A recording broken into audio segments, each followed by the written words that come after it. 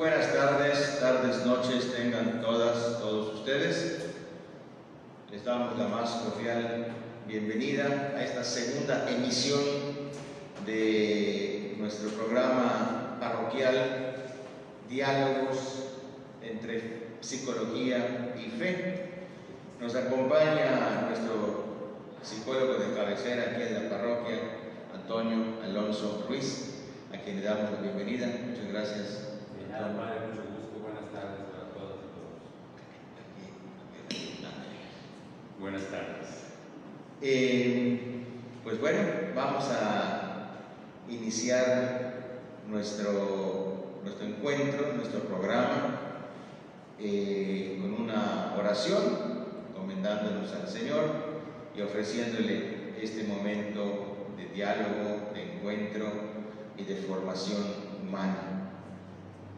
En el nombre del Padre, y del Hijo, y del Espíritu Santo. Amén. Te damos gracias, Señor, por este hermoso día que nos estás regalando. Gracias por este hermoso atardecer, gracias por esta fresca tarde. Te pedimos que nos sigas acompañando en el camino, que nos sigas fortaleciendo, que nos sigas consolando y que seas tú quien nos vaya mostrando el camino.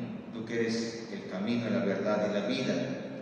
Y que estos tiempos de pandemia, de emergencia sanitaria, no sean motivo para que desconfiemos o tengamos miedo, sino que sea motivo para confiar en ti, en tu amor y en tu providencia.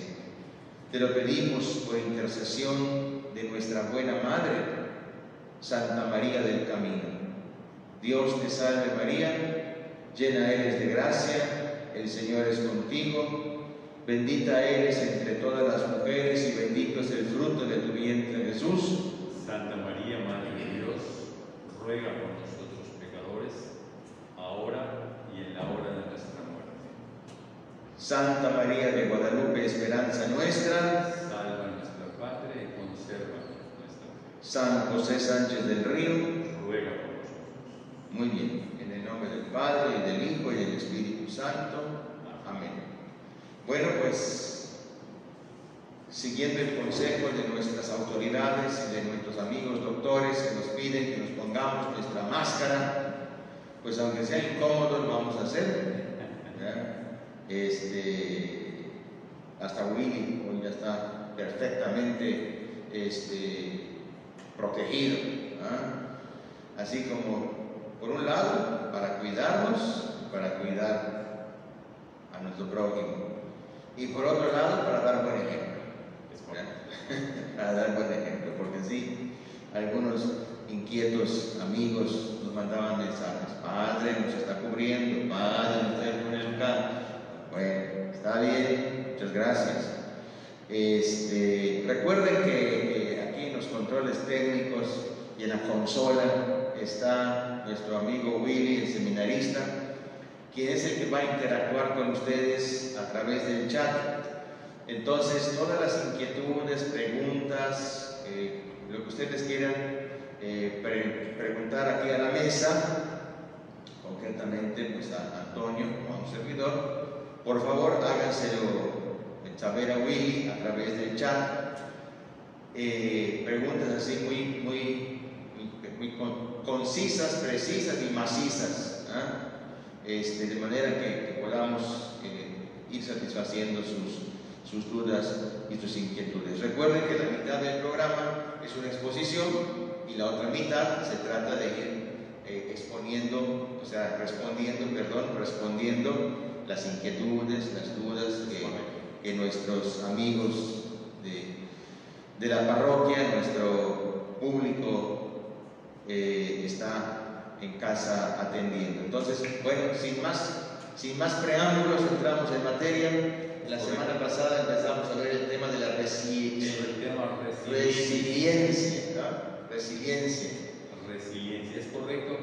Fíjate que me gustaría utilizar una frase para reiniciar y continuar el tema. Una frase muy antigua, muy trillada, pero tan cierta como trillada tal vez, ¿no? que es aquella que dice, si tú le das un pescado a una persona, le das de comer un día, pero si lo enseñas a pescar, le das de comer toda su vida. Es muy sencilla la frase, pero yo en estos días, desde ya hace algunas semanas, he estado pensando, ahorita hay muchísimas sugerencias, ¿no?, de qué hacer. Estuve revisando en estos días, hoy específicamente también, tú pones en Google, pones qué hacer en la pandemia, en la cuarentena, y aparecen literalmente 100.000 y no sé cuántos resultados semejantes. Tú empiezas a revisar. Estuve revisando ahí desde cosas, por ejemplo, que te pueden ayudar a cocinar, dice cocina esto, aprovecha y aprende aquí, cosas para hacer en la casa, juegos que se pueden hacer. Hay una que me llamó la atención que decía cómo organizar tus vacaciones en casa, ¿no? Una serie de cosas muy interesantes estoy viendo, pues, y cosas, hay cursos en línea, hay muchas instituciones que tienen abierta, por ejemplo, sus cuestiones de museos. Ayer estuve viendo una de Frida Kahlo, la casa de ahí en México, muy bonita, y puedes visitar, cosas muy interesantes, ¿no? Fabuloso. O sea, todo eso, si nosotros, alguien decía, ¿cómo no aburrirte? Si estás aburrido, haz esto, si no sé qué, haz tal cosa. Con los niños, con los adultos mayores, en fin, hay una gran cantidad de información en la que podemos accesar, como se dice, con un solo clic, ¿no? Y todo eso es fabuloso, eso es muy bueno, ¿no? Y no se trata ni de menospreciar todo ese tipo de situaciones, pero yo pensaba, reflexionando un poco acerca de esto, es como darnos un pescado, ¿no? O sea, si voy a cocinar, si voy a hacer un juego, si voy a visitar un museo, si voy a ver una película, fabuloso. Pero eso podría yo, al menos esa es mi opinión, es como agarrar un pescado. Y pensaba hablar de resiliencia, ¿sí?, que no es un término que yo inventé. Hablar de resiliencia es como aprender a pescar, ¿sí? Ya no es solamente hacer una actividad o ver una película, sino si tú practicas, si tú te pones en práctica, pues, todo lo que de alguna manera estamos diciendo aquí y muchísimas otras cosas que podemos ir oyendo de muchas otras personas, ¿no? Pero en concreto, si tú tomas ese concepto de resiliencia, lo analizas, lo reflexionas y lo vas poniendo en práctica en el día a día, que no hay otra manera de aprender a ser resiliente, estás aprendiendo a pescar, ¿no? Ya no solamente vas a mejorar un momentito, a disfrutar una película o alguna actividad, sino tu vida, tu personalidad va a cambiar, sin duda. Si ya la estás practicando, si ya la conoces, si estás habituado o habituada a ella, puedes seguir avanzando, ¿no? Una de las cosas que yo comento como figura, la resiliencia como todas las herramientas y todas las herramientas psicológicas que se convierten en actitudes y se asumen y se vuelven parte de la personalidad de las personas, son como eso que no tiene techo, ¿no? Si yo ya topé, yo ya crecí de aquí a allí, si yo crezco de aquí a allá, pues ya no puedo crecer más, ¿no? La resiliencia, como muchísimas, conocen todas las herramientas psicológicas, o las cualidades, o las habilidades, no tienen techo, puede uno seguir creciendo. No tiene tope. No tiene tope, exactamente. Puede seguir creciendo. Eso es algo verdaderamente maravilloso. Es la virtud, ¿no? Esta cualidad que estoy hablando, esta cualidad de virtud. Nosotros analizamos o conocemos lo que es la virtud según cualquier tipo de moral, inclusive nuestra moral cristiana católica. Nos va a hablar que la virtud es algo que no tiene tope, puede seguir creciendo más y más. Bien. Entonces, hablar de resiliencia podría ser que en lugar de solamente tomar un pescadito de algunas frases, algunas cosas que nosotros podamos decir aquí, si tú lo pones en práctica y vas creciendo día a día, que es realmente el chiste, por decirlo así. O sea, las virtudes no son, la puse ahorita en práctica, me la aprendí en la memoria y ya soy virtuoso, ¿no? Hay que practicarlo todos los días, ¿no? Y en todas las situaciones posibles.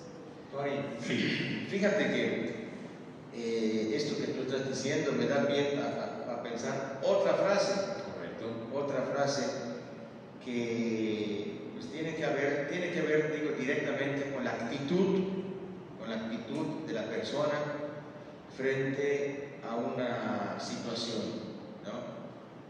En este caso de la pandemia, yo he dicho muchas veces, en las homilías me he comentado, que una situación de estas, una emergencia como estas, como el paso de un huracán, un terremoto, como, no sé, el secuestro de un hijo, no sé, ¿no? Puede sacar lo mejor de nosotros o lo peor de nosotros. Sin duda. ¿No? Sin duda. Y que muchas veces, como dice la santa palabra, la Biblia, que el oro se acrisola, se purifica en el crisol, del fuego. En este tipo de contingencias, emergencias, situaciones extraordinarias, es cuando aparece nuestra verdadera personalidad.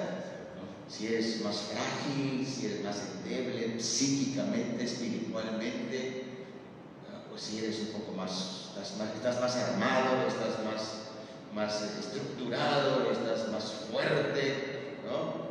De manera que tú tengas más, pues digamos, más elementos para poder resistir. Correcto. Es cierto, es totalmente cierto. Hay un dicho muy antiguo, coloquial, que dice que lo que no mata, engorda. ¿Qué significa esto? Bueno, ahorita muchos estamos engordando, ¿no? En la cuarentena. ¿Qué significa esto? Precisamente es algo lo que tú puedes sobresalir en un momento crítico, difícil, que sobrepasas, que sobrevives, por decirlo de alguna manera, te hace más fuerte. Eso es, sin dudas, de acuerdo a la frase que decía aquí el padre.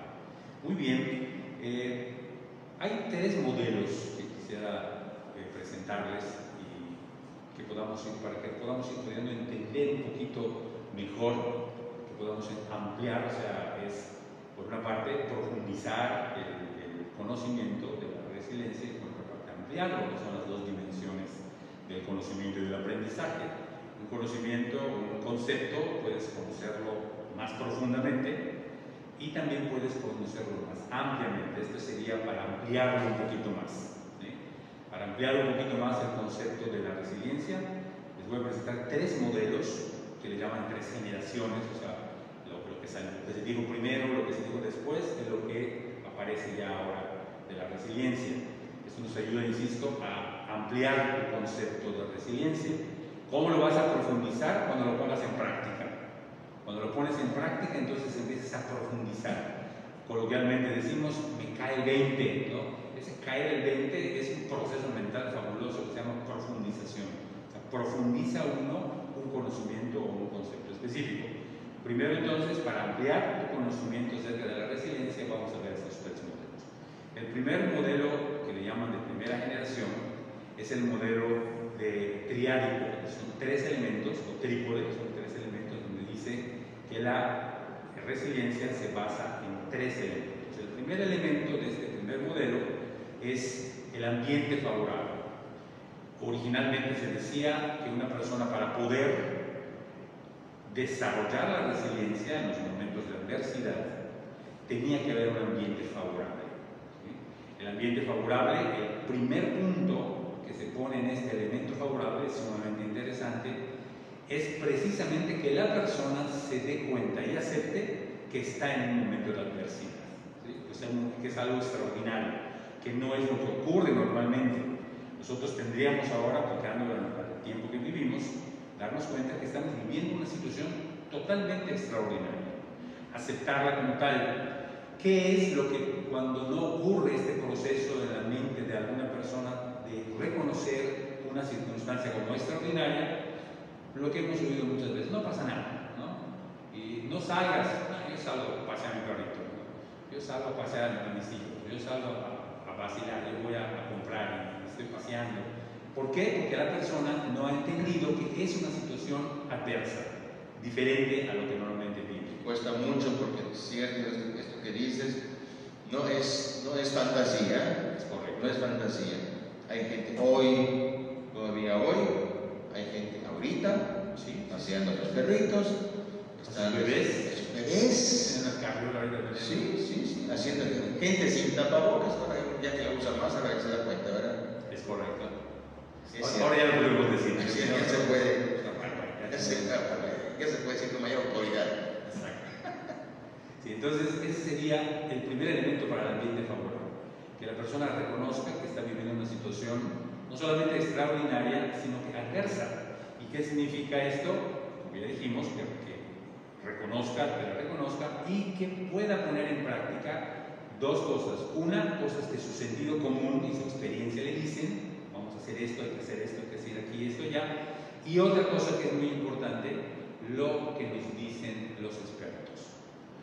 Tenemos que creer lo que nos están diciendo, por ejemplo, el gobierno, aquí ha puesto medidas importantes y este ambiente favorable me va a hacer el hecho de que yo reconozca que es una situación importante, pues en lugar de molestarme porque yo no pueda salir, pues busco la forma de quedarme en casa y hacer lo que tengo que hacer. En lugar de enojarme porque no puedo ir a comprar cerveza o no puedo comprar otra cosa, pues espero, va a venir lo que decíamos la semana pasada, posponer las gratificaciones, ¿no? Yo creo que esto, Tony, es muy importante porque yo lo asocio con la parte esta de reconocer que estamos pasando por momentos difíciles, ¿no? Y de darse cuenta de la realidad que estamos viviendo y reconocer y aceptar, ¿no? Siento que a veces hay esta como barrera o como limitante o bloqueo para no aceptar. Como cuando hay por ejemplo, un enfermo alcohólico que no acepta que tiene un problema, todo el mundo se da cuenta que es menos él, ¿no? ¿Y te acuerdas qué es lo primero que tiene que hacer una persona para comenzar ese proceso de alcohólico? Aceptar que no puede con la bebida. Es impresionante ese principio que utiliza el coleccionador, que por cierto a mí me parece definitivamente una obra de Dios, ha salvado millones y millones de vidas. Pero esa parte sumamente difícil de poder reconocer, como tú dices, es cuando se para en tribuna, como dicen, y dicen: soy Antonio, soy alcohólico y reconozco que mi forma de beber es ingobernable, es tremendo. Es algo muy parecido con sus debidas proporciones y diferencias. Pero es exactamente lo del ambiente favorable. ¿Cómo comienza un ambiente favorable? A construirlo la persona cuando dice: estoy en una situación extraordinaria.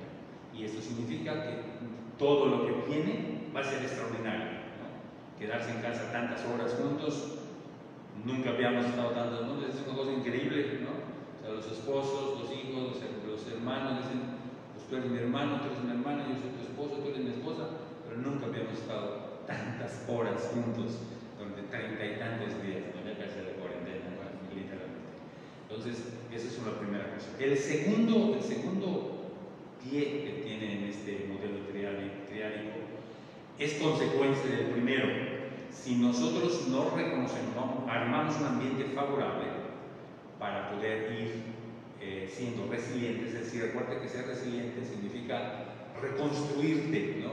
Y si perdiste algo, a buscar otra cosa diferente o reconstruir eso que se perdió, que se destruyó, ¿no? Entonces, si nosotros armamos un ambiente favorable para la resiliencia, va a aparecer de alguna manera un segundo elemento, una segunda herramienta, una segunda habilidad que se llama fortaleza interior. La persona se hace fuerte, la persona que está reconociendo que está en una situación extraordinaria y que todo lo que viene, personas, situaciones, momentos, circunstancias, decisiones, todo es extraordinario, entonces la persona se va haciendo fuerte. Esa aceptación en un tiempo favorable, de un ambiente favorable, te va haciendo cada vez más fuerte. Entonces, llegará el momento, como muchos ya llegaron en ese momento tal vez, de pues, pasar el día con la esposa, con el esposo, con el hermano, con la hermana, conversar, platicar. Empieza incluso a haber más tolerancia entre las personas. La tolerancia es un elemento fundamental para la fortaleza. O sea, empezamos a ser más tolerantes, empezamos a conocernos mejor, empezamos a lo mejor aún después de haber vivido muchos años juntos, empezamos a descubrir cualidades en nuestra familia, en nuestros hermanos, en nuestras parejas que no conocíamos, como también empezamos a conocer defectos, cualidades a lo mejor que no conocíamos, pero empezamos a ser más tolerantes. Para que el ambiente sea más favorable se necesita fortaleza interior. Eso es un elemento pues importante que pues hay que ponerlo en práctica. Y el tercer pie o el tercer elemento del modelo triádico es desarrollar habilidades. Hay que desarrollar habilidades. Y las primeras habilidades que hay que desarrollar en la resiliencia se llaman habilidades sociales. Y las habilidades sociales, la primera, uno se pone a decir, bueno, ¿qué es una habilidad social? La habilidad social es todo aquello que te ayuda a adaptarte con las personas y a tener una buena relación con las personas, ¿no? Todo lo que te ayude a hacer eso es una habilidad social. La primera habilidad social, sin duda, es cuando uno se presenta con los demás. Hola, soy Antonio, ¿no? Y la persona se dice. Entonces, la segunda habilidad que dicen los manuales es saber continuar y construir una conversación con las personas, ¿no? Y así vamos a hablar ahí. Hay muchos modelos de habilidades sociales que son muy interesantes, pero ese tercer elemento del modelo triádico es desarrollar habilidades sociales. Hay que estar en contacto con los demás. En otras palabras, la resiliencia te saca de ti mismo.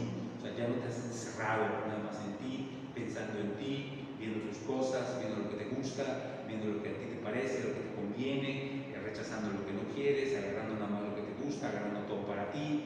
Y todo este tipo de situaciones en la familia ahora se está dando, ¿no? Cuando estamos comiendo, una de las cosas, por ejemplo, que muchas familias hacíamos algunas veces nada más a lo largo de toda la semana, era comerlo todos juntos, ¿no? Porque estamos comiendo todos juntos, ¿no? Cuando se come todos juntos, pues hay que dividir, ¿no? Esto es para los 4, esto es para los 6, esto es para los 8, para los 2, los que fueran. Entonces, todo eso te hace salir de ti, te hace ver a las otras personas, te hace estar con las demás cosas muy concretas, como por ejemplo lavar los platos, barrer la casa, regar el jardín. Todo ese tipo de situaciones no solamente son acciones o actividades, sino en contexto de resiliencia y de habilidad social, te saca de ti y haces algo por los demás. Que evidentemente lo interesante sería que esto lo puedes hacer cada vez con más gusto, con más ganas, con más sentido de cooperación, ¿no? En todo lo que estamos juntos. Entonces, pero todo lo que sea habilidad social, de desarrollar habilidades sociales, te va a hacer más resiliente, te va a hacer más consciente de la situación, te va a hacer más fuerte y te va a hacer salir de ti para cooperar, para apoyar, para estar disponible pues, con los demás. Entonces ese es el primer modelo de resiliencia. ¿Esto a qué nos va a llevar? A ser personas más seguras de nosotros mismos. Lo dijimos la semana pasada, la resiliencia, el producto final de la resiliencia es una persona segura de sí misma, ¿no? Y una persona segura de sí misma es una persona que se da cuenta de las cosas, está consciente, tiene criterio, lo utiliza, es una persona que es fuerte interiormente, ¿no? No se chivea ni no se enoja porque se rieron de él en un momento dado, porque es que pasó aquí, que pasó allá. O sea, nos fortalece y nos saca pues, de nosotros. Ese sería el primer modelo de resiliencia, de una primera generación. Se sigue investigando, se sigue observando la mente, la conducta humana, y aparece un segundo modelo de resiliencia. Se le llama el modelo ecológico. Ecológico porque es un modelo que abarca, es como abarcante de muchos elementos. Ya no solamente son tres, que de alguna manera los contiene, sino que es como más total, es más incluyente de todo, ¿no? ¿Qué es lo primero que nos sugiere este segundo modelo? Analizar lo que es adversidad. Es interesante. O sea, si la resiliencia es la capacidad que tú puedas tener para vencer y sobrevivir en la adversidad, lo primero que plantea el modelo ecológico es: ve qué es la adversidad, analízala, ¿no? Conoce lo que es la adversidad. Esto es algo importante, es un elemento muy, muy importante. ¿Y qué es lo que dice de la adversidad del modelo ecológico? Perdón, el modelo ecológico, que es el que estamos viendo, el segundo modelo. El segundo modelo es lo que decía, el primero que es analiza la adversidad. Y el modelo plantea: la adversidad puede ser objetiva o puede ser subjetiva. De la adversidad objetiva es claramente definible como algo real. Nosotros, por ejemplo, ahorita estamos ante una adversidad objetiva. Eso es algo real, o sea, no lo estamos inventando, es una realidad, ¿no? Entonces, en la adversidad objetiva y la adversidad subjetiva, nos dice este modelo ecológico, es algo imaginario, es algo creado por la persona. Lo objetivo nos empuja directamente a la realidad y, en el sentido de la resiliencia, nos hace seguros, ¿no? Aunque no conozcamos totalmente la realidad, pero nos empuja con realismo hacia lo que está pasando, hacia lo que está ocurriendo. La adversidad subjetiva es algo imaginario. Hay muchas personas que nos imaginamos en algunos momentos de nuestra vida peligros, por ejemplo, imaginarios, cosas que no existen, o le tenemos miedo a ciertas cosas imaginarias, o incluso podemos sufrir realmente situaciones que son creadas por nosotros mismos, ¿no? Que no existen en la realidad. Esto que estás diciendo me parece pues, también muy importante, porque me parece que hoy por hoy hay mucha parte de la población que, no estando suficientemente informada, no teniendo un dato objetivo, se crea un escenario subjetivo que está en su mente de esta pandemia, y entonces es la gente que está en pánico, es la gente que está angustiada, es la gente que está desesperada. O sea, yo distingo personas que están objetivamente con el Jesús en la boca por un tema ya de confinamiento, de que no saben hacer con el tiempo, o el tema económico, o el tema de los hijos, ¿no? Y otra cosa es que vivan con una angustia, con una preocupación excesiva de algo que solamente está en su cabeza. En su mente, es imaginario, es creado por él o por ella, ¿no? Es correcto, es correcto. En lo de la adversidad hay un elemento sumamente interesante que mencionamos la semana pasada y que sería tema de todo un momento de plática, de charla, que son precisamente lo que nombramos que lo que son las limitaciones, ¿te acuerdas? Sí. Lo que es las privaciones y lo que son las deprivaciones. En situaciones de comparar si la adversidad es objetiva o subjetiva, entran en estos tres elementos. Por ejemplo, una limitación, ¿sí? Habría que analizar realmente qué tan adversa puede ser una limitación. Empezando con el mismo, y estamos hablando en términos psicológicos, de mente y de conducta humanas, no en situaciones materiales, nada más que en algún momento también puedan entrar, sino una limitación son cosas totalmente naturales. Por ejemplo, la inteligencia humana es limitada. Todos sabemos o hemos leído en un momento dado que el cerebro es capaz, fíjate, de procesar y de guardar 10.000 trillones de palabras. Es una cosa increíble. O sea, cuando lo lees dices, este cuadro está vacilando un punto. Pero es capaz el cerebro, el cerebro es capaz de hacer eso. ¿Y cuántas realmente aprendemos? ¿No? Un adulto culto, por decirlo así, no rebasa las 120.000 palabras. Hablando de personas extraordinariamente leídas y estudiadas. Fíjate, de 120.000 así, personas totalmente excepcionales, ¿no? ¿Qué es lo que aparece un estudiante, por ejemplo? Eso lo comento con mis alumnos. Un estudiante de universidad debe tener un mínimo de unas 35 a 40.000 palabras. Cuando no hay esto, significa que ha habido alguna deficiencia, ¿no? Pero ¿qué significa esto? Que nuestra mente es limitada, o sea, son limitaciones naturales.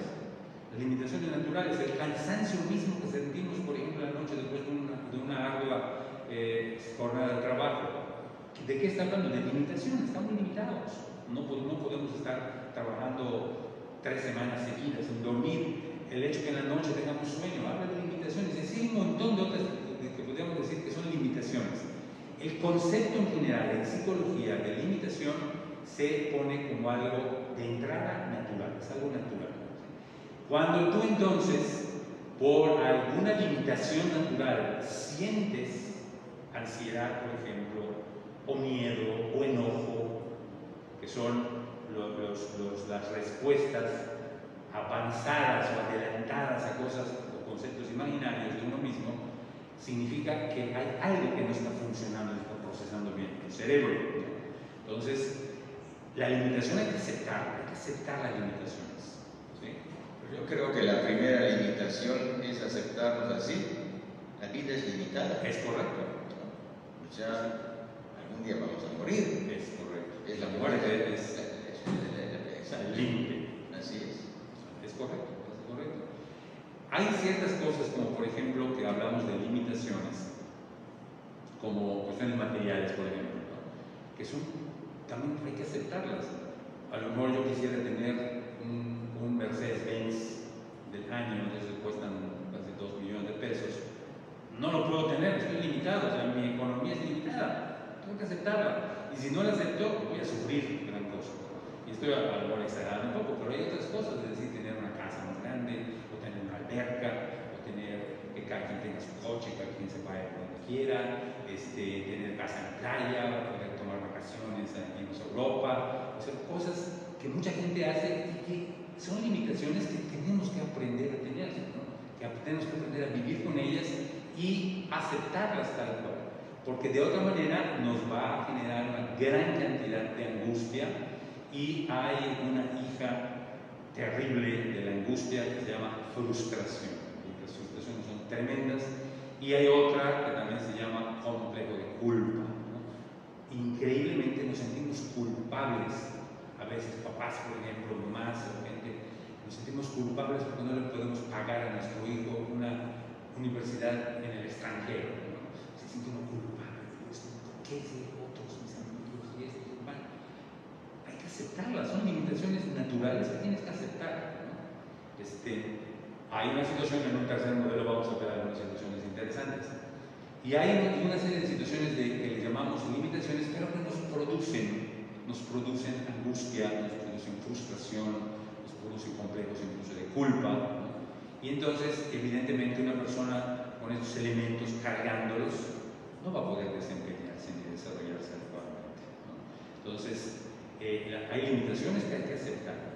El hecho, dentro de la limitación hay un concepto interesante que es la restricción. Ahorita estamos restringidos, no podemos salir, no podemos comprar esto, no podemos comprar aquello. Cuando vas a comprar el súper, ir a comprar esas botellas de alcohol, no para beber, sino de alcohol. Las de herbicidas. Exacto. Y denme 4 botellitas, no solamente se le puede poner, está restringido. Pues que hay que aceptar, ¿no? No puedes comprar, así es, pues no, cerveza. Son restricciones totalmente naturales, ¿no? Que hay que saber aceptar. El otro concepto es la privación, ¿sí? La privación, ahí hay una situación interesante, porque la privación en psicología tiene un elemento muy interesante que es, te puede servir para crecer, ¿sí? Una persona se priva de algo para poder alcanzar otra cosa. Eso es algo que también es una ley natural. Nadie puede tener todo. ¿Qué es lo que se dice comúnmente? La elección te hace, elijo esto y tengo que dejar aquello. Si yo ya elegí esto, yo ya no puedo tener aquello. Si yo ya me casé con esta mujer, no puedo tener otra, ¿no? Si yo ya tengo esta familia, no puedo decir, voy a armar otras familias por otro lado, ¿no? Y así una serie de situaciones, ¿no? Si yo ya elegí ser cristiano y ser católico, no puedo también estar coqueteando con otras religiones o con otras ideas o con otras cosas que pasan muy comúnmente. Yo creo que sobre todo tú has escuchado muchas cosas que cuentan, a lo mejor te dicen, padre, y para el católico podría ir a ver a no sé quién y podría ir a ver no sé qué, cuando no puedes, y no porque lo diga el padre o lo diga el otro, sino porque es una privación que tú estás haciendo voluntaria y libremente, ¿no? Entonces la privación tiene en el aspecto del desarrollo humano un gran elemento de que te fortalece porque estás eligiendo algo y al elegir algo sin duda estás rechazando otra cosa, no por ser mala la mayoría de las veces, sino porque esto es lo que tú quieres hacer. Entonces la privación tiene un elemento interesante que pocas veces analizamos. Nos quedamos con el elemento de privar, es que me privo, estoy privado de eso, estoy privado de aquello, estoy privado, me tengo que privar de lo otro, así como con dolor, con nostalgia, ¿no? Y eso es algo que sin duda tampoco te va a ayudar a ser resiliente y a desempeñarte adecuadamente en tu vida cotidiana. Bien, y hay mecanismos que ofrece este modelo ecológico, que son mecanismos de riesgo y mecanismos de protección. Los mecanismos de riesgo, los menciono, son complejos. Una persona que está complejada no puede ser resiliente. Una persona que tiene temores, que tiene miedos, que es insegura por sí misma, que se siente culpable por una o por otra cosa, en fin, los complejos es un factor de riesgo para la resiliencia y por lo tanto para el crecimiento y el desarrollo humano. La dependencia, las personas que son dependientes no pueden ser resilientes. La persona que tienen que esperar que otra persona les diga sí para hacer algo, que tienen que esperar que otra persona sonría para que se sienta bien, que tienen que esperar que otra persona decida algo para que entonces pueda hacer lo que pueda hacer también. Una persona dependiente emocionalmente, una persona dependiente en el sentido, sobre todo emocionalmente, ¿no? Mental y emocionalmente, es una persona que no va a poder desarrollar la resiliencia. Es un mecanismo de riesgo, nos dice el segundo modelo. Otro mecanismo de riesgo es la mediocridad. Las personas que somos mediocres, las personas cuando decidimos hacer las cosas más a medias, salir como va, como salga, como esto, como lo que fuera, es algo que impide la resiliencia, o sea, la capacidad de poder salir adelante cuando estás en situaciones adversas, reales y objetivas, y pues te va a entorpecer el desarrollo. Y otro elemento, mecanismo de riesgo es la cerrazón. Cerrazón, o sea, cerrazón de mente, personas que son muy particulares tal vez, si no está aquí no sirve, si no está aquí no es cierto, si no está aquí hay que rechazarlo. Somos personas a veces muy cerradas, ¿no? Entonces la cerrazón es otro mecanismo de riesgo para no ser resiliente y por lo tanto para no salir de las adversidades. Estos cuatro mecanismos de riesgo, que serían complejos, dependencia, mediocridad y cerrazón, es algo que podríamos analizar, ¿no? Yo sugiero que analicemos cómo estamos en estas situaciones, si estamos viviendo o estamos experimentando algunos de estos mecanismos que son definitivamente de riesgo, si nos sentimos acomplejados, si nos sentimos temerosos, ¿no? Si nos sentimos dependientes, ¿no? Decir, es que no me siento con la capacidad por mí mismo, sino que siento mucha dependencia en esta situación. Si siento también mediocridad, si estoy haciendo las cosas nada más, no, pues ahí como sea, como no tengo que ir a trabajar, pues me levanto a lo que quiera, chamboneo todo, como decíamos la semana pasada, ¿no? Pues uno está tirado y todo, pocholoso y todo, y dice, me siento feliz porque estoy ayudando a mi prójimo, ¿no? Nos sentimos realmente así, mediocres, que estamos desanimados, etc. O que nos sentimos, tenemos cerrazón, ¿no? O sea, si es que esto no es así o fuera, ¿no? O sea, hay que analizarlo. Si no lo analizas, no va a pasar nada, ¿no? O sea, si vamos a decir muchas cosas, pero si la persona no se sienta y hace un análisis de veras honesto de esta situación, no va a pasar nada. Si lo hacemos, entonces vamos a poder sacar mucho provecho. ¿Y cuáles son los mecanismos de protección que serían, a fin de cuentas, lo que tendríamos que buscar, ¿no? El objetivo? El primer mecanismo de protección que nos va a hacer resilientes es la autoestima. Es lo primero. Y la autoestima tiene también una definición muy sencilla. La autoestima es cuando te sientes bien contigo mismo. Es la autoestima, te sientes bien, tienes una autoimagen saludable. ¿Sí? Y estamos hablando por fuera y por dentro. ¿Sí? Si yo me veo al espejo y digo, man, qué feo estás, ¿no? Pues no voy a poder tener una autoestima. Pero si yo digo, bueno, pues ya tengo 62 años, tengo acá, tengo canas, tengo esto, pero me siento bien. Esta autoestima, esta autoimagen, acepto mi autoimagen, ¿no? Y el autoconcepto. El autoconcepto es el hecho de sentirte bien en tu estilo de vida, de lo que estoy haciendo, estoy contento con lo que estoy haciendo, me siento satisfecho. Que sentirse satisfecho no es tirar todo lo demás, sino estar contento con lo que estoy haciendo, me gusta lo que hago, me gusta mi familia, me gusta mi esposo, me gustan mis hijos, me gusta mi trabajo, me gusta el ambiente, me gusta el relacionamiento, me gusta la casa, en fin, estás satisfecho con todo lo que contigo y con todo lo que te rodea. Juntas esas dos cosas, eso es autoestima. ¿Sí? Cuando me han preguntado un montón de veces, ¿qué hacer con este chamaco, o esta chamaca, o esta persona que no tiene autoestima? Que analice realmente esas dos situaciones, ¿no? Que analice su autoimagen, si realmente hay algo en tu autoimagen que no te gusta, y como la autoimagen normalmente no podemos cambiar nuestra forma de cabeza, nuestro pelo, nuestros ojos, nuestra boca, nuestra nariz, o lo que fuera, ¿qué es lo que hay que hacer? Aceptarte tal como eres, no hay ningún problema. Como se diría, a lo mejor hay más feos o más feas que tú, ¿no? Pero realmente hay que aceptarse a uno mismo, es el autoconcepto. Esa autoestima, Tony, es lo que coloquialmente se conoce como el complejo de inferioridad. La autoestima. Ajá. O sea, no una mala autoestima, una baja autoestima, ¿no? Okay. Como que hay niveles. Está la autoestima equilibrada, el amor propio equilibrado, que yo digo que es la autoestima. Correcto. La autoestima que está sobredosificada, que es soberbia, engreída, vanidad, ¿no? Es correcto. Y la autoestima en nivel bajo, que es el complejo de inferioridad. Exacto, es correcto. Y es buena la aclaración que haces, porque lo que se ha visto pues en los procesos mentales, existe solo un complejo, el complejo de inferioridad. La persona se siente menos que otros.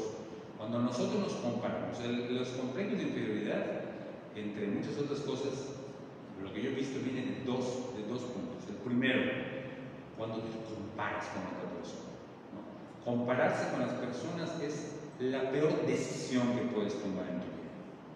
¿Por qué? Porque cuando tú te comparas con otra persona, muy posiblemente lo que ocurre en la práctica, en lo que se llama la observación clínica, lo que ha ocurrido es que esa persona tarde o temprano se vuelve tu adversario. O sea, ya no es tu modelo, ¿no? Sino que se vuelve tu adversario.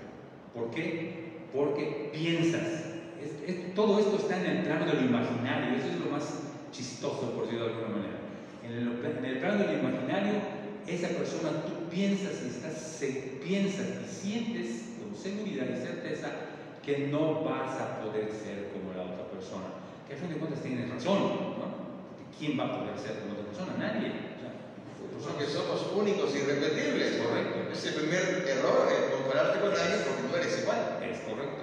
Entonces, ese es lo primero, el complejo de inferioridad viene por comparar de las otras personas. Y el segundo elemento del que brota pues, un posible complejo de inferioridad son las falsas expectativas. Las expectativas de ti mismo o de ti misma y las expectativas de los demás, ¿no? Entonces, y el complejo de inferioridad, como decíamos hace ratito, trae frustración, o sea, la persona se frustra, vive frustrado, frustrada, constante, intensa y recurrentemente. Vives frustrado, frustrado. Entonces, y esa es la situación. Entonces, el verdadero complejo que existe en la mente, en los procesos mentales, es el de inferioridad. ¿Qué es lo que ocurre a manera de solución salvífica que uno busca? Dices que eres mejor. Yo soy mejor que tú.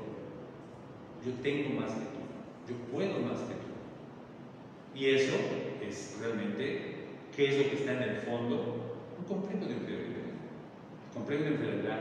La persona sana, una autoestima sana, no le importa, ¿no?, cómo eres tú.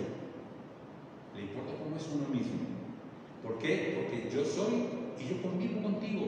Tengas o no tengas, seas o no seas, puedas o no puedas, si yo decido relacionarme contigo, me relaciono contigo saludablemente. Así es. Bueno, yo creo que esto se ve también en la ayuda espiritual, finalmente espiritual y humana, ¿no? Es correcto. O sea, lo que tú acabas de decir, el único complejo es el de inferioridad, porque el que tenga un complejo de superioridad, lo único que hace es gritar su complejo de inferioridad. Es correcto, es correcto. Es lo que ocurre. Y esto es resultado de lo que se ha observado clínicamente. Cuando tú tienes una persona, o uno mismo, que es donde empieza todo, ¿no? Pero cuando tienes la posibilidad de observar la mente y la conducta humana, que son cosas maravillosas, y tú te das cuenta que la persona en realidad no se siente más que nadie, al contrario, se siente menos. O porque se compara con personas y genera la frustración que dijimos, o porque tiene falsas expectativas. Y esto de las expectativas es otro elemento sumamente interesante. Hay una fórmula muy interesante que es, por ejemplo, el sentido de bienestar y las expectativas. ¿Sí? El sentido de bienestar crece así exponencialmente a menor expectativas. Si tienes menos expectativas, tu sentido de bienestar crece exponencialmente. Cuando tus expectativas crecen exponencialmente, tu sentido de bienestar disminuye, sin duda. ¿Sí? Y la diferencia que hay, expectativas aquí y sentido de bienestar aquí y expectativas aquí. Esta diferencia es el sentido de bienestar. Te sientes bien de aquí hasta aquí. La diferencia, expectativas acá y sentido de bienestar acá. Esta diferencia, te sientes malestar e incluso sufrimiento, ¿no? Entonces, esa es la diferencia. Es algo que sientes lejos de tu meta. Totalmente. Entonces, es muy sabio el dicho que dice, no espera menos y da más. Es un principio de la conducta humana fabuloso. Espera menos y da más. Vamos a hacer una brevísima pausa para preguntarle a Willy si hay preguntas. Willy, si hay preguntas más atrás porque el tiempo apremia. Sí. Gracias. Ok. ¿Podemos ya empezar por las preguntas? ¿Cómo no? Sí. Bueno. Pues no sé si terminamos nada más este modelo. Okay, perfecto. Sí, ya. Bien. La otra parte, los mecanismos de protección, que es donde podríamos cerrar con este círculo, el modelo ecológico dice, ya habíamos dicho que el primer elemento es la autoestima, ¿no? ¿Qué es lo que ocurre con la no autoestima? Complejos, el mecanismo de riesgo. El segundo mecanismo de protección es la autonomía, la persona que puede ser libre, que es capaz de regirse a sí misma con todas las limitaciones y con todos los cuidados necesarios, pero somos autónomos, no dependemos de los demás. ¿Y qué es lo que ocurre cuando no hay autonomía? Dependencia. El mecanismo de riesgo ante el mecanismo de protección, que es la autonomía. Un tercer mecanismo de protección en la resiliencia es la creatividad. La persona es creativa, es propositiva. La persona que tiene una buena autoestima, la persona que es autónoma, es una persona que es creativa, es propositiva. No se aminora, no se asusta ante la adversidad, sino que piensa, plantea las cosas y dice, ¿qué podemos hacer? Podemos hacer esto, podemos hacer esto, es ser creativo. También se llama pensamiento alterno, es otra forma de pensar. Si esta forma de pensar no está funcionando, vamos a pensar de otra manera para ver si salen soluciones, ¿no?, de la situación, de la creatividad. ¿Qué es lo que ocurre cuando no hay creatividad? Mediocridad. Somos mediocres, Y el cuarto elemento es sumamente interesante, que es el humor, el buen humor.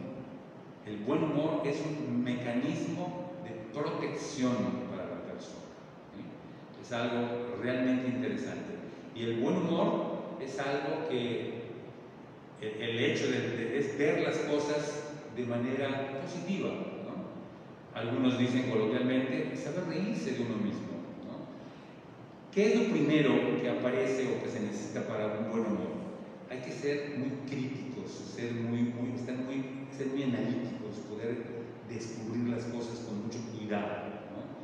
Una persona que es crítica, que tiene un buen juicio crítico, es una persona que suele tener buen humor, es una persona que puede hacer bromas en un momento dado, que puede reírse y puede hacer reír a la gente con la que está conversando de manera normal, natural y completamente natural, ¿no?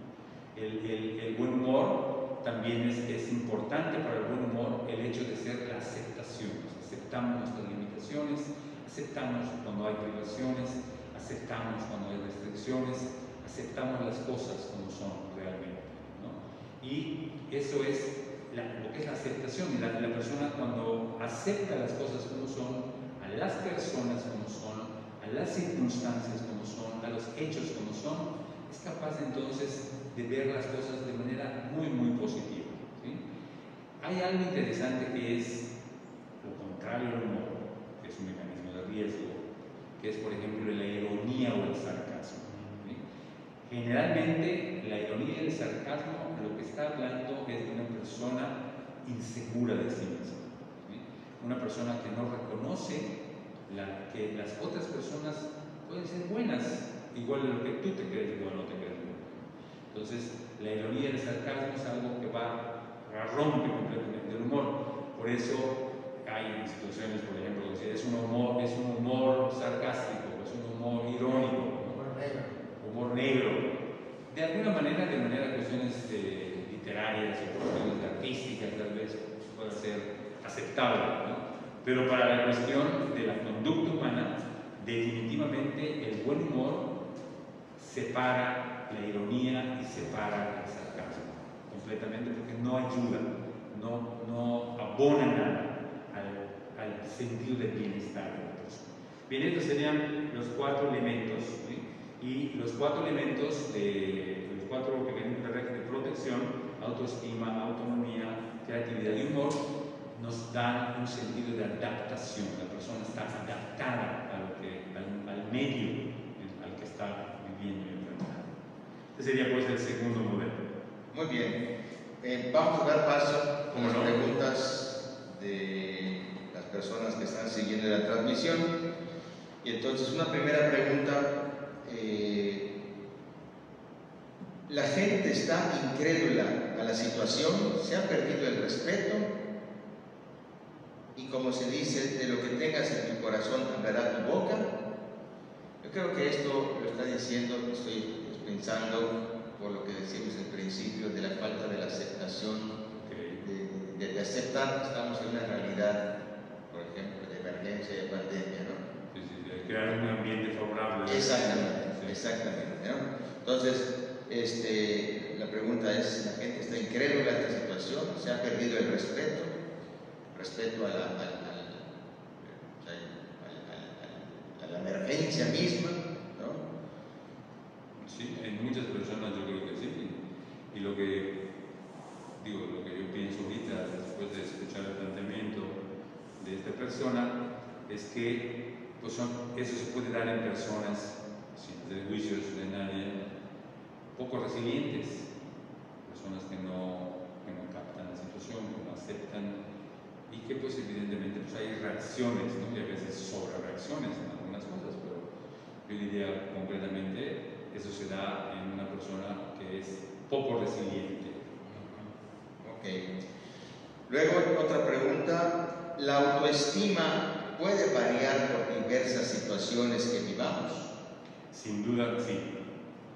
La autoestima, empezando con que la autoestima es algo, como la misma resiliencia, es algo que nosotros tenemos que ir trabajando, tenemos que ir desarrollando, ¿no? En un momento dado no existe, por decirlo así, un camino que digas, la persona ya está yendo en este camino y está avanzando en su autoestima, hasta que llega un momento, ¿sí?, que la persona entonces sí puede sentirse tan segura de sí misma que no asemilla, por ejemplo, lo que puedan decir los demás, o lo que puedan callar los demás, o lo que puedan hacer o no hacer los demás, o lo que pueda estar pasando alrededor de uno.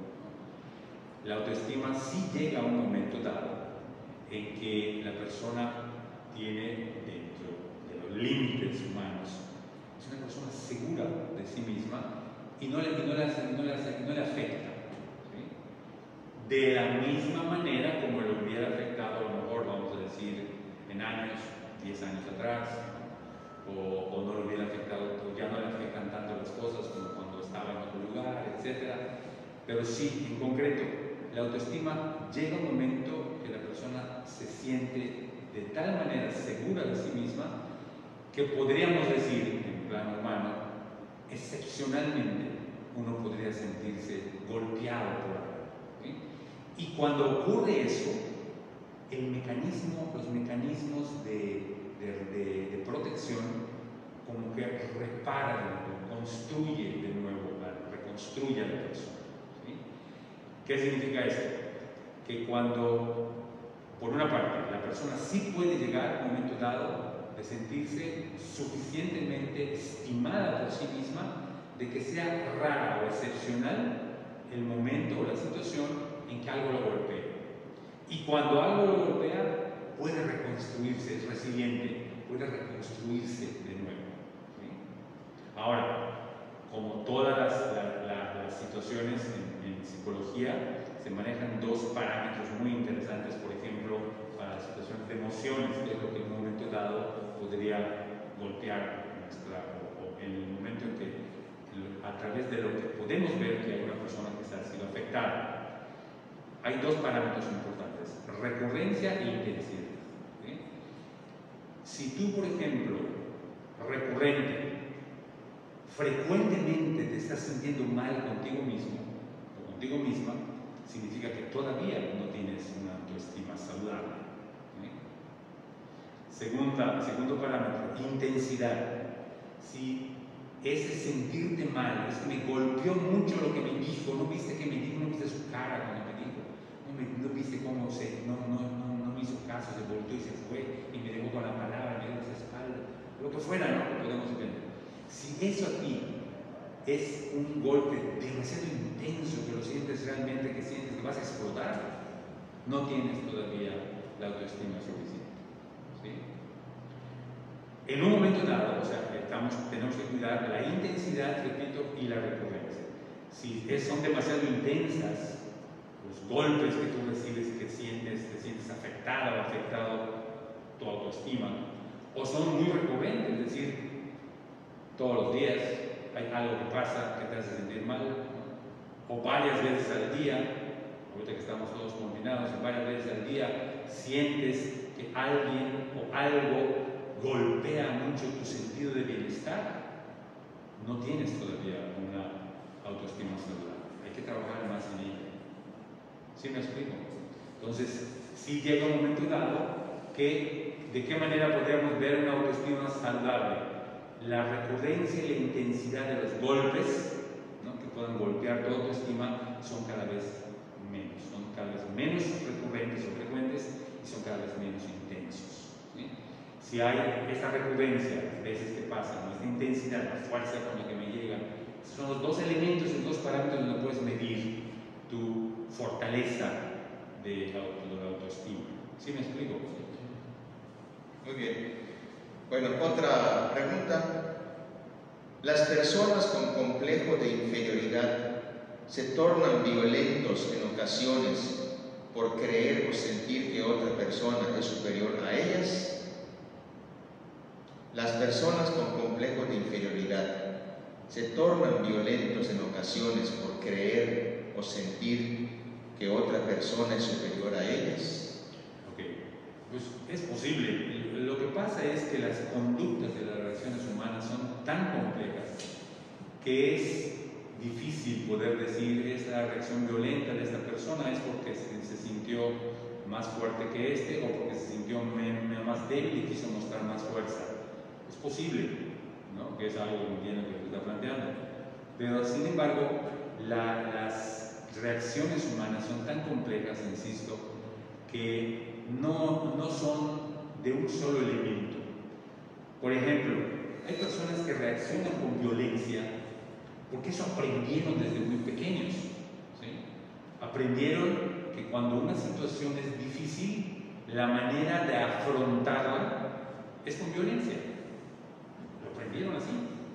Entonces, posiblemente, no lo sabemos, habría que analizar cada caso, pero posiblemente esa persona que es violenta porque lo aprendió así, ¿sí? A lo mejor no hay ningún complejo de culpa, a lo mejor no hay ningún complejo de inferioridad, simplemente está acostumbrada o acostumbrado a ser violenta o a ser violento. ¿Sí me explico? A reaccionar de esa manera. Y cuando de alguna manera se da cuenta la persona de que la violencia no es la manera de afrontar una situación difícil o adversa, posiblemente pueda cambiar y entonces pueda tener reacciones que ya no son violentas. En concreto, es difícil poder decir por qué esta persona es violenta. Habría que analizar el caso. Que podría ser que se dan los casos en que una persona es violenta porque quiere demostrarle fuerza al otro, definitivo. Que en algunos casos una persona es violenta porque siente que el otro fue violento y como dice, le devuelve mal por mal, también es posible. Que una persona sea violenta porque porque se sintió afectado y débil y quiere demostrarle al otro que es más fuerte que el otro y por eso es violento, también es posible. Hay muchas situaciones. Lo importante es, hablando de violencia, relaciones violentas, es poder analizar y entender que la violencia nunca es una forma de afrontar ningún problema. ¿Por qué? Porque no lo resuelve, lo complica. Bueno, y última pregunta en torno a este tema, porque la otra es de otro tema. ¿El complejo de inferioridad se disfraza de soberbia? ¿La persona con baja autoestima necesita de halagos o el soberbio? Totalmente. Es lo que decíamos, el ejemplo que habías puesto tú, ¿te acuerdas? Es totalmente. La soberbia es una expresión de una persona que se siente menor, que se siente inferior, y quiere aparentar grandeza, quiere aparentar poder, quiere aparentar el hecho de que es más fuerte, que tiene más, que sabe más y que puede más que alguien. Entonces, sin duda, es una expresión de un complejo de inferioridad. Bien, ya por otro tema, nos preguntan, alguien te pregunta, ¿cuáles son los síntomas de la ansiedad? Yo entiendo que es materia de la próxima edición, pero puedes adelantar alguna cosa. Sí. ¿Cuáles son los síntomas de la ansiedad? Sí, los síntomas, hay síntomas como normalmente pasa, hay síntomas físicos y hay síntomas mentales o conductuales, ¿no? Síntomas físicos, la ansiedad es algo fundamental que pasa en la ansiedad. La persona puede sentirse, está muy acelerada, ¿no? Es difícil poder agarrar las cosas, esto viene, regresa, deja una cosa, regresa la otra, o sea, como es el desatino en sus movimientos, puede ser. Algo físico también ocurre en la ansiedad, el dolor de cabeza es un síntoma físico pues, de la ansiedad, el dolor del estómago, en la boca del estómago, también es un síntoma de ansiedad, el deseo de comer es un síntoma de ansiedad, es lo que le llaman la comida ansiosa, el hambre ansiosa, ¿no? No es un hambre biológica o fisiológica de necesidad de comer, sino es deseo de comer, ¿no? El hecho, por ejemplo, de estar haciendo, sí, hay gente que está, por ejemplo,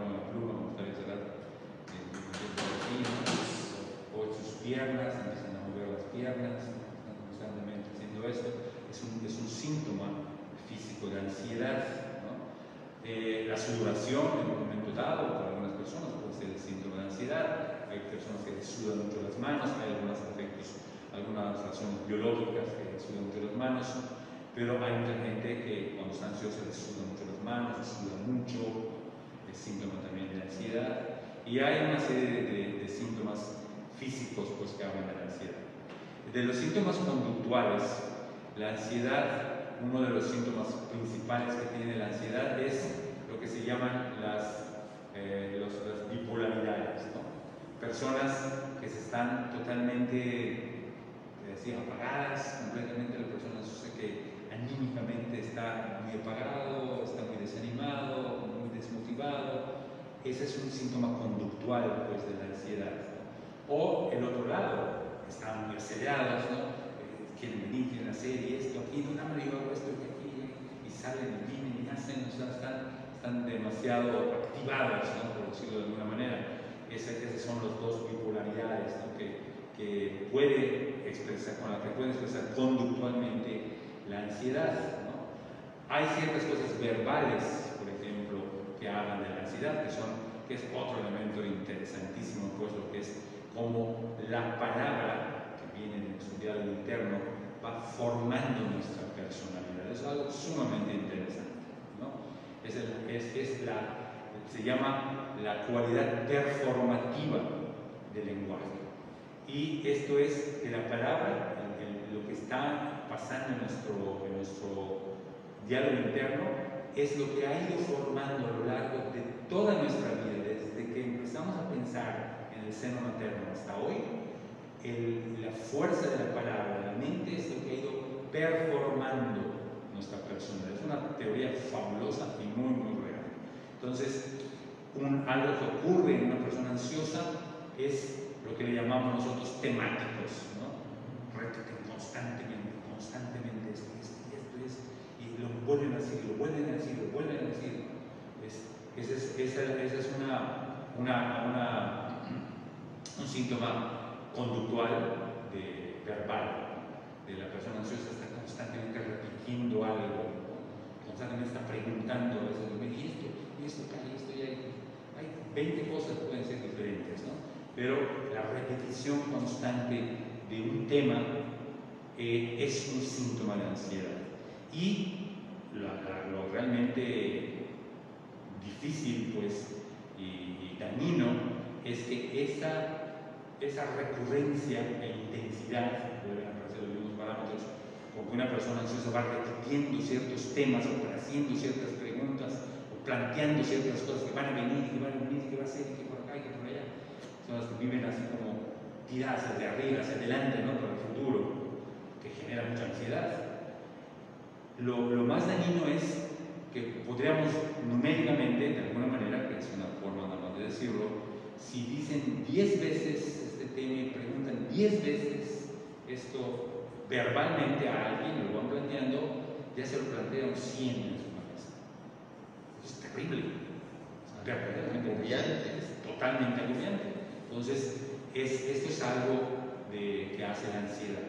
La ansiedad va provocando este tipo de conductas mentales, verbales, conductuales, que realmente dejan a la persona en un momento dado, pues, como agotada, desgastante.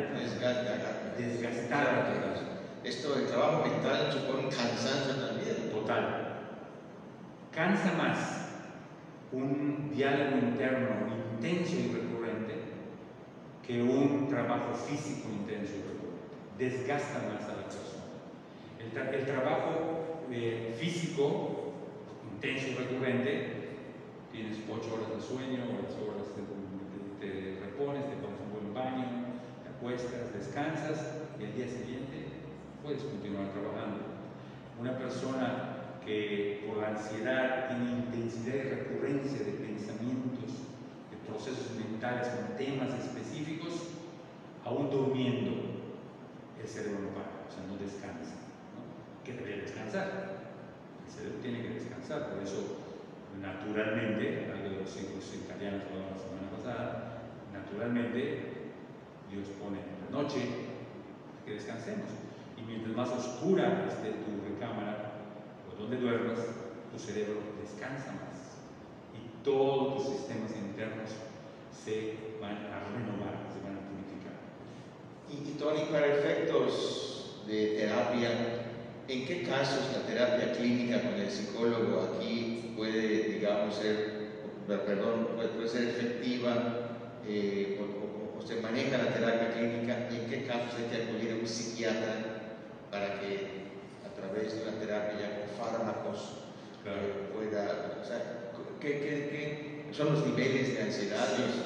Sí, bueno, de entrada lo que ya está bien aclarado, por decirlo de alguna manera, es que cuando se necesita medicamento, para acomodar un poco lo que estás preguntando, cuando se necesita medicamento, cuando hay un trastorno ya, ¿no? ¿Cuál es el elemento o el criterio diagnóstico clave para decir trastorno o simplemente una condición X? Un trastorno es cuando ya hay problemas bioquímicos, por ejemplo, que el cerebro ya no está produciendo dopamina, entonces necesita un medicamento que le da dopamina para que entonces ese equilibrio químico que tiene el cerebro se normalice, ¿no? Sin embargo, ya está claro también que aun cuando las personas toman medicamento, la conducta no cambia, porque la pastilla no es para que la persona sea menos ansiosa.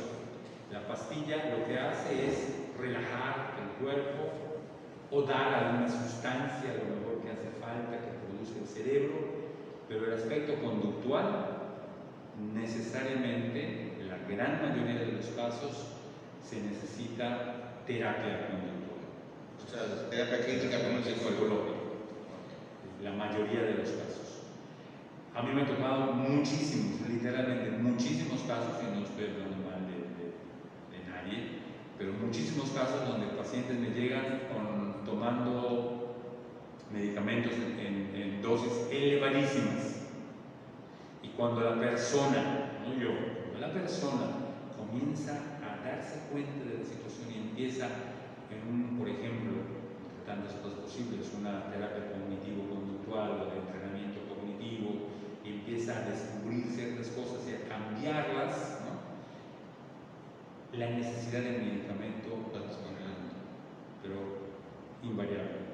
Entonces, ciertamente hay algunos casos que sin duda es necesaria, eso es indiscutible. En algunos casos es necesaria, incluso en algunos útil. Lo importante es que la conducta también, ¿no? Hay una frase que usaba Freud que a mí me encanta, que dice que en la psicoterapia no es suficiente remitir síntomas. A fin de cuentas, la gran mayoría de los medicamentos lo que busca es remitir ciertos síntomas, ¿sí? Y Freud decía, no es suficiente remitir síntomas. La psicoterapia lo que tiene que hacer es reestructurar el pensamiento. Ese es el punto clave, reestructurar el pensamiento. Y para reestructurar el pensamiento son las dos vías que también están muy clarificadas: del pensamiento a la conducta o de la conducta al pensamiento, ¿sí? Es pensamiento, emoción, sentimiento, estado de ánimo, reacción, decisión, conducta. O puede ser al revés: cambias la conducta y subes hasta llegar al pensamiento. Todo un camino. Exactamente.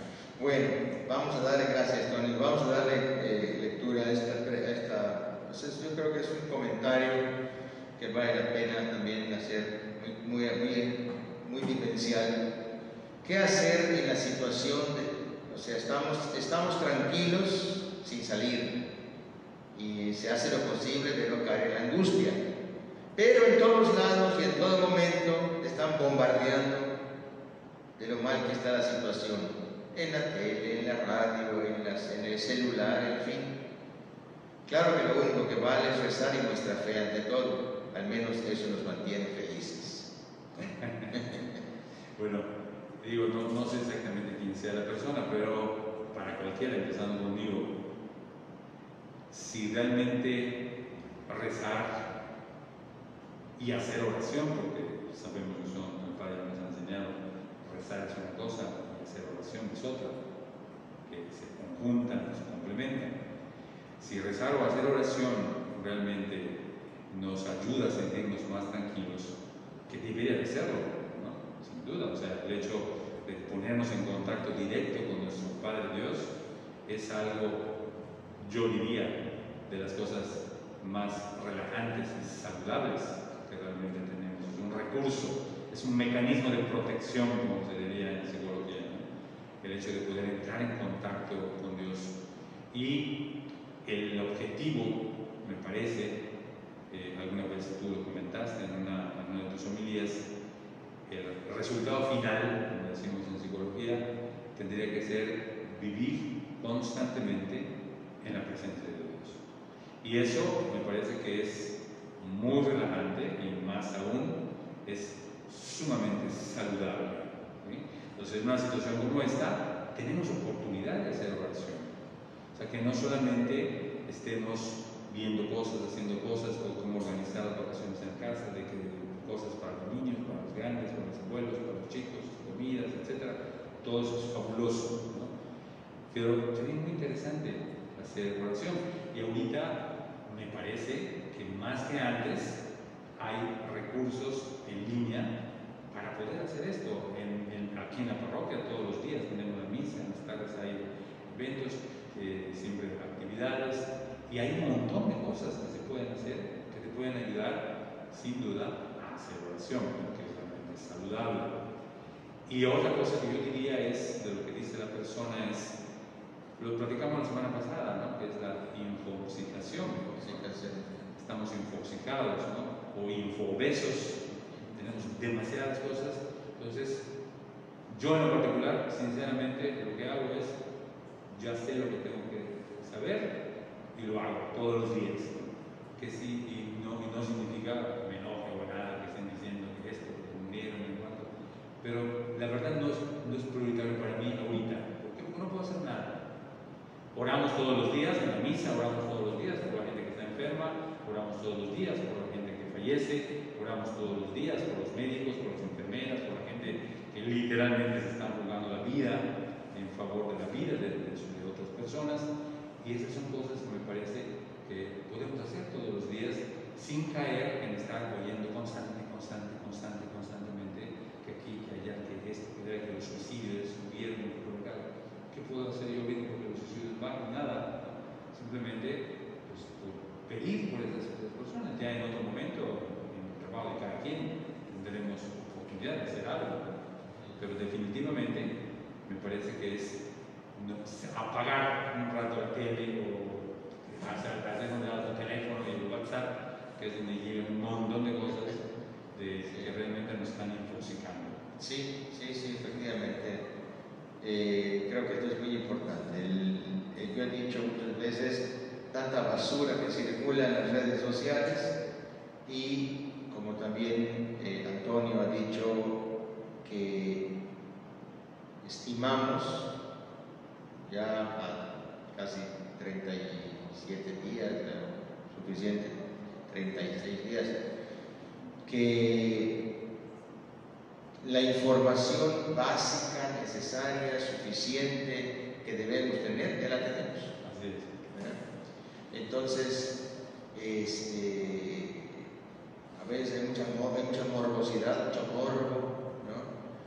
Hay gente que está incluso con mala voluntad afectando el ánimo de la población,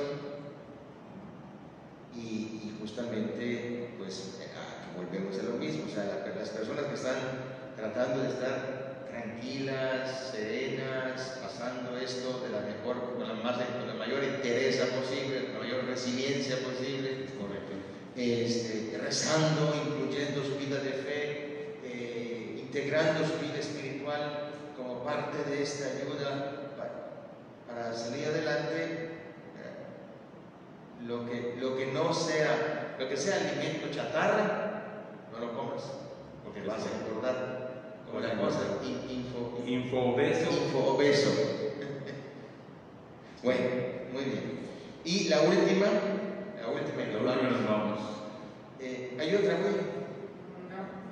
¿Qué recomienda usted para trabajar conductas mal adquiridas. Correcto. Ese es el trabajo propio de lo que es el entrenamiento cognitivo-conductual, técnicamente llamado. El entrenamiento cognitivo-conductual, el principio es el de ir repitiendo las cosas. O sea, hay que ubicar primero, obviamente, cuáles son esas conductas que nos están provocando, que nos están provocando malestar o sufrimiento emocional. Sin duda, eso es algo que ya está también bien asentado. Lo que causa tu sufrimiento, tu malestar o tu sufrimiento emocional es la forma de interpretar lo que ocurre. Eso es sin duda, o sea, ya está bien asentado. Yo he oído un montón de veces, es que yo no soy así porque es que tú no sabes, es que tú no conoces, es que no sabes con quién están aquí, es que tú no conoces a mi esposo, tú no conoces a mi hijo, tú no conoces a mi jefe, no tengo que conocer a nadie. La mente humana funciona de una forma. ¿Cuál es la forma? Lo que ya está establecido es que nuestros sufrimientos o nuestros malestares emocionales provienen de la forma de interpretar lo que ocurre en nuestra vida, sin duda. Y yo le llamo una forma de interpretar desadaptativa, ¿no? ¿Qué es lo que tenemos que aprender de entrada para hacer esto que nos están preguntando? Aprender a elegir formas amigables de interpretar las cosas. Hay un cambio radical cuando la persona se entrena. Es un entrenamiento. O sea, no es que te lo estoy diciendo ahorita y ya lo vas a hacer a ratito. Hay que entrenarse. Hay un entrenamiento, es un camino que hay que recorrer. ¿Sí? Pero sin duda, la interpretación es lo que causa nuestros malestares o nuestros sufrimientos emocionales. No hay otra cosa. Bueno, buscar otras cosas es perder tiempo. Buscar otras cosas es desgastarse. Buscar otras cosas es como dice el Evangelio, que se le perdió la moneda acá y tienes la luz acá. Se te prende la moneda acá y la prendes allá, ¿no? O sea, estás buscando donde no es buscar donde no hay, no vas a encontrar. La interpretación es lo que causa o bienestar o malestar. No hay otra. Es la forma. Dicho de manera sencilla y rápida, ¿no? Pero eso es real, eso es un principio confiable en el que podemos basar todo un sistema de entrenamiento cognitivo. ¿Sí? Eso es algo verdaderamente importante. Ese es el primer punto que tendríamos que hacer. Un segundo punto es ubicar bien las conductas. ¿Sí? La conducta es, fíjate bien, de nuestro estado interno. Lo único observable es la conducta. No hay otra cosa. Tu pensamiento no es observable. Tu emoción no es observable. Tu sentimiento no es observable. Tu forma de interpretar lo que estás haciendo en el momento en que pasó todo esto no es observable. Tus reacciones es donde externas tu estado interno y tu conducta. Reacciones y conductas son las dos únicas cosas observables. Específica y clínicamente hablando, la conducta. La conducta es la expresión de tu estado interno. ¿Cómo vas a poder conocer el estado interno de una persona? A través de su conducta.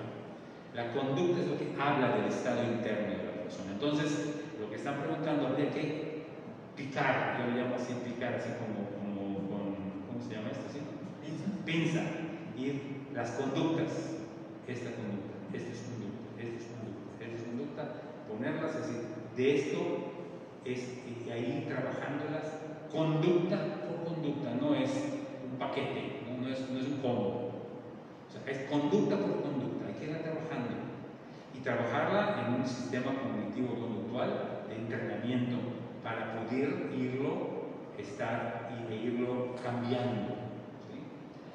¿Qué es lo que frecuentemente a mí me dicen las personas cuando vamos a poner una conducta? Decir, es que a mí me gustaría ser más cariñoso con mi esposa. Punto clásico en los maridos. Y bueno, pues ser cariñoso. es que, y me acuerdo perfectamente de uno entre otros casos, ¿sí? Es que a ella le gusta que le lleve flores, pero yo no se las llevo porque me siento hipócrita. ¿Y por qué te sientes hipócrita?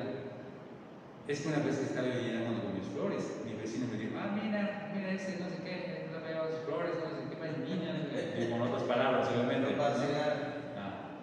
Y fíjate cómo, a partir de eso, le puede llevar flores a su esposa. Y dice, es que si se la llevo no pasa el tiempo, porque siento que no se la tengo por qué llevarla. ¿Ok? Hay un principio, el principio donde se basa el entrenamiento cognitivo conductual, ¿sí?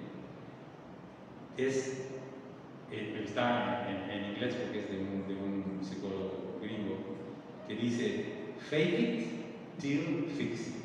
Significa simúlalo hasta que lo logres, hasta que lo construyes.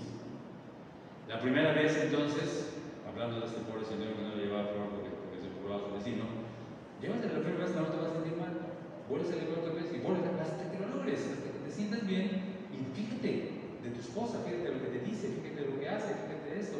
Y entonces vas construyendo, ¿no?, un pensamiento diferente, reconstruir el pensamiento, como decía Freud, y una interpretación diferente a la que le estabas dando antes.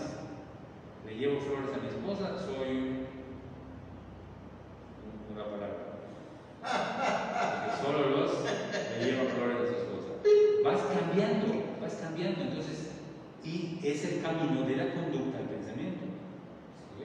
Que es una forma mucho más práctica. Yo lo he visto a lo largo del tiempo que es una forma mucho más práctica de poder hacerlo. Entonces, para cambiar esas conductas, ¿cuál es el adjetivo que le ponen a las conductas? Mal adquiridas. Es ir picando las conductas, ponerlas y trabajarlas una por una, e ir trabajándolas. Y sin duda, o de la conducta al pensamiento o del pensamiento a la conducta puedes construir una conducta diferente que a fin de cuentas va a reestructurar el pensamiento, o puedes también reestructurar el pensamiento que a fin de cuentas va a modificar la conducta. Fíjate que a propósito de este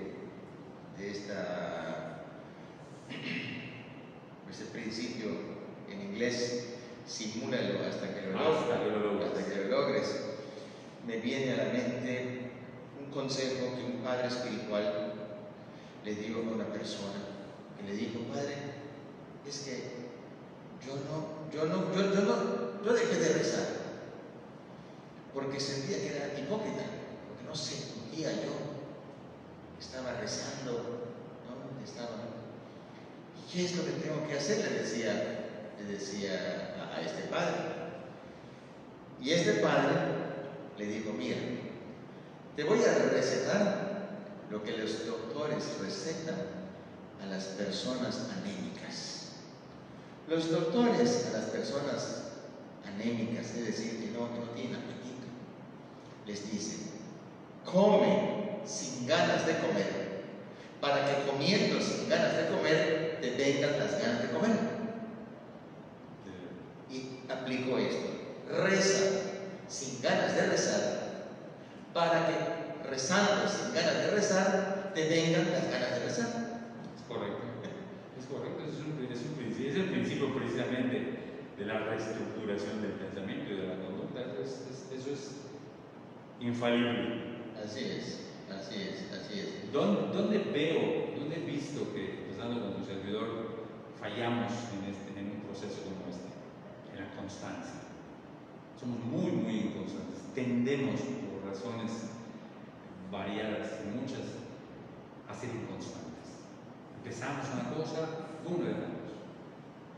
Pero he visto también que las personas, cuando son constantes, tienen resultados verdaderamente maravillosos. Muy bien, pues vamos a dejarlo hasta aquí. Es correcto.